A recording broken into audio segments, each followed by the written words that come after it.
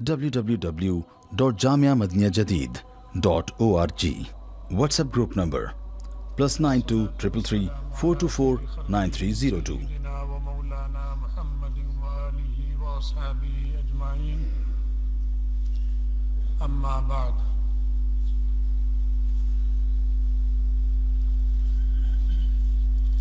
اللہ تعالیٰ نے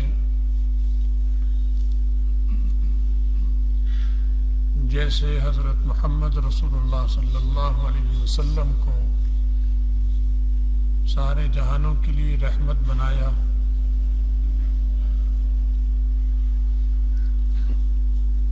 اسی طرح ان کے طفیل بہت سی چیزوں کو خصوصی برکات عطا فرمائی. ان میں سے ایک برکت آپ کا جو شہر ہے مدینہ منورہ، جب آپ اس میں تشریف لائے تو آپ کے آنے کے بعد بہت سی خرابیاں وہاں سے دور ہوئیں اور بہت سے فائدے وہاں پر آ گئے. حضرت عائشہ رضی اللہ تعالیٰ عنہ فرماتی ہیں کہ جب ہم مدینہ منور آئے تھے تو یہاں کی آب و ہوا بہت خراب تھی. ایک گندا نالا بھی بہتا تھا وہاں کے میدانی علاقے میں، جس کا پانی سڑا ہوا پانی ہوتا تھا، اس سے بھی ماحول خراب ہوتا ہے. پھر جب صحابہ ہجرت کر کر آئے تو وہاں ایک بہت خطرناک وبا تھی بخار کی، وہ نچوڑ دیتی تھی آدمی کو. تو صحابہ کو اس بیماری نے لپیٹ میں لیا. ابو بکر رضی اللہ تعالیٰ عنہ کو، بلال رضی اللہ تعالیٰ عنہ اور لوگوں کو بھی، خود حضرت عائشہ کو اس نے لپیٹ میں لیا، ایسا بری طرح کہ وہ ان کے سر کے سارے بال جھڑ گئے، بال بھی سر کے جھڑ گئے تھے.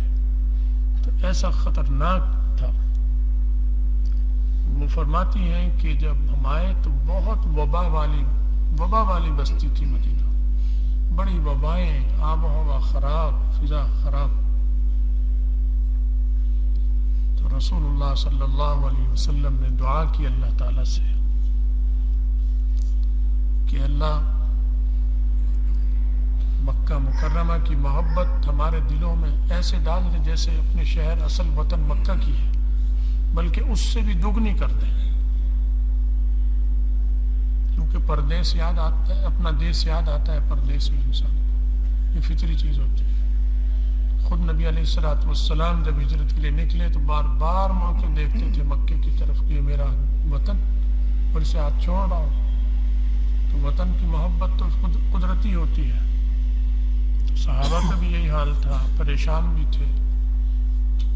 تو آپ نے یہ دعا فرمائی، وہاں کے پیمانوں کی برکت کی دعا فرمائی، اور یہ دعا کی کہ اللہ یہ جو بیماری ہے بخار کی وبا، اس کو یہاں سے منتقل کر دے اور اسے جحفہ میں بھیج دے. جحفہ ایک بستی کا نام تھا، اسے یہاں سے ہٹا کے جحفہ بھیج دے. چنانچہ آپ کی دعا کا ایسا کرشمہ کہ آپ کو اللہ نے خواب دکھایا، اور اس خواب میں آپ نے فرمایا کہ میں نے خواب دیکھا ہے کہ ایک بہت بدصورت بدحیت عورت ہے اور وہ مدینہ سے نکل کر جحفہ چلی گئی. تو وہ جو بخار کا وائرس تھا، وبا تھی، وہ اللہ تعالیٰ نے بدحیت عورت کی شکل میں نبی علیہ السلام کو دکھائی، اور وہ منتقل ہو گئی مدینہ سے نکل کر، اور جحفہ مکہ مکرمہ اور مدینہ منورہ کے شہر ایک بستی کے درمیان ایک بستی ہے جحفہ، مہیا بھی کہتے ہیں اس کو، وہاں پر وہ منتقل ہو گئی. اور یہ اس زمانے میں یہودی رہتے تھے، یہاں یہودی سب سے بدترین انسان ہے، تو وہاں چلی گئی. ان کی گھٹی میں خباثت اور شیطنت. جحفہ کا مطلب جو ہے وہ بھی اچھا نہیں ہے، برے معنی میں آتا ہے، خراب معنی میں. مہیا کا بھی اسی طرح آتا ہے، بزدلی، ضعیف، ضعف اور بزدلی، فساد، اس قسم کے معنی میں ہے. اس بستی کا نام بھی ایسا تھا. تو یہ وہاں منتقل ہو گئی، ختم ہو گئی، اور مدینہ منورہ کی آب و ہوا اچھی ہو گئی۔ تو یہ اللہ تعالیٰ نے مدینہ منورہ کو اعزازات دیے نبی علیہ السلام کے طفیل۔ ابھی ایک خبر آئی جو اصل بات میں جس طرف آنا چاہتا ہوں کہ عالمی ادارہ صحت جو اقوام متحدہ کے تحت ایک ادارہ ہے، اس نے ساری دنیا کے شہروں میں مدینہ منورہ کو سب سے صحت افزا شہر قرار دے کر سند دی ہے، اور وہ سند کوئی ڈاکٹر ہے سعودی عرب کا، اس کے ذریعے مدینہ منورہ کے گورنر کو دی گئی، کوئی حرج نہیں دی گئی۔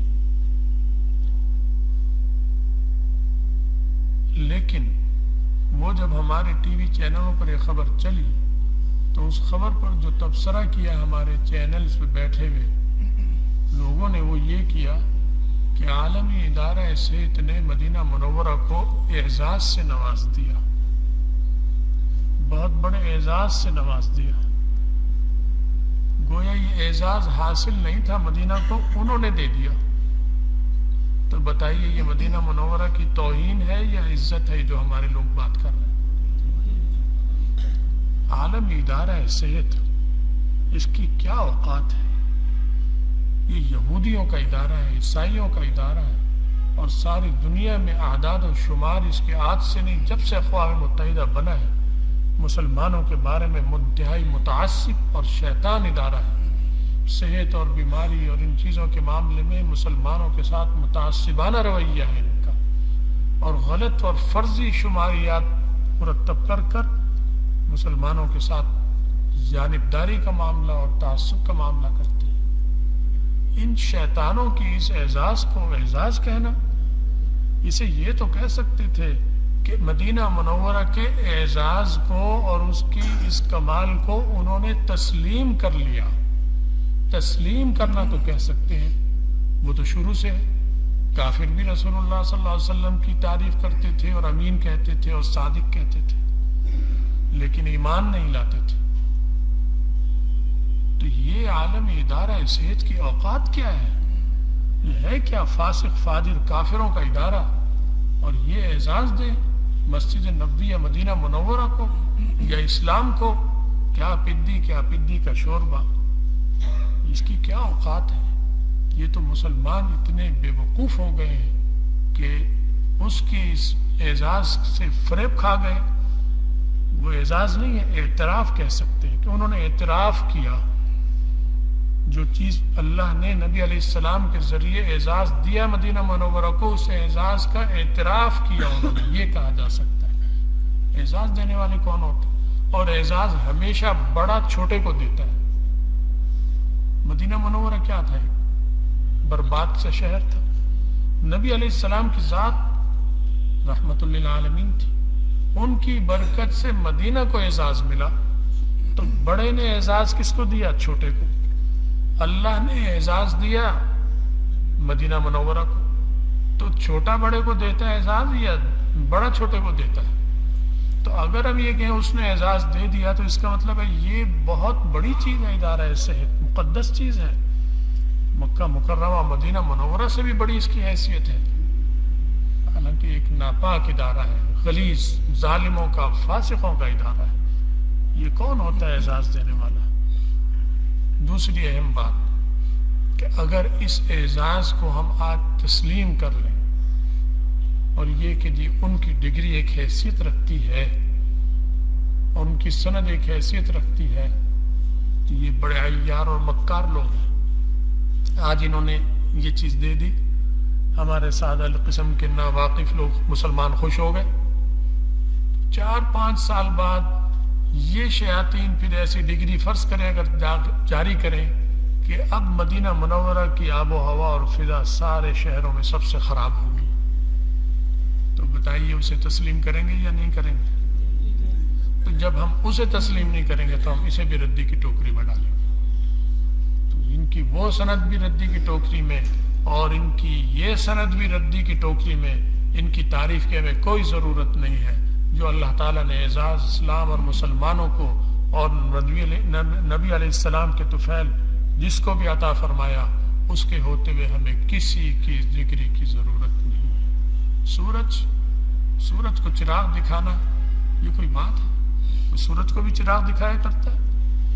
نبی علیہ السلام کی حیثیت سورج کی ہے، آپ کی صدقے میں مدینہ منورہ کی حیثیت بھی سورج کی ہے، مکہ مکرمہ کی حیثیت بھی سورج کی ہے دنیا کے تمام شہروں پر۔ تو اس کے بارے میں یہ کہنا کہ اس نے ڈگری دے دی اور اعزاز دیا، علیہ باللہ، ڈگری ٹھیک ہے دے دی تو ان کی مرضی ہے، لیکن نہ ہم اس پہ خوش ہیں نہ ہم اس پہ ناراض ہیں۔ اس کو اعزاز کہنا یہ تو توہین ہے اسلام کی، مدینہ منورہ کی، رسول اللہ صلی اللہ علیہ وسلم۔ ہاں تسلیم ٹھیک ہے، کافر بھی تسلیم کرتے تھے اور آج بھی تسلیم کرتے ہیں کفار، کہ انسانوں میں سب سے بہترین انسان محمد رسول اللہ صلی اللہ علیہ وسلم ہے، اور انسانیت کا سب سے بڑی خدمت انہوں نے کی ہے۔ ہندو بھی مانتے ہیں، سکھ بھی مانتے ہیں، عیسائی بھی مانتے ہیں، کافر تسلیم کرتے ہیں اس چیز کو، لیکن اسے ہم ڈگری تھوڑی، اسے ہم اعزاز تھوڑی کہیں گے کہ انہوں نے ہمیں اعزاز دے دیا۔ تسلیم کرتے ہیں لیکن ایمان تو نہیں لا رہے۔ اگر یہ تسلیم کرتے ہیں تو ایمان بھی تو لائیں۔ تو یہ ان کی شاطرانہ چالیں ہیں جسے ہمیں سمجھنا چاہیے اور کسی خود فریبی میں مبتلا نہیں ہونا چاہیے۔ اللہ تعالی ہمارے ایمانوں کی اور ہمارے جو اسلام کے شعائر ہیں ان کی حفاظت بھی فرمائے، ان کی سربلندی بھی فرمائے، اور جو ہماری کوتاہیاں درگزر فرمائے، عالم اسلام میں اتفاق و اتحاد عطا فرمائے، ہم سب کا خاتمہ ایمان پر فرمائے، اور آخرت میں رسول اللہ صلی اللہ علیہ وسلم کی شفاعت اور ان کا ساتھ نصیب فرمائے۔ وآخر دعوانا الحمدللہ۔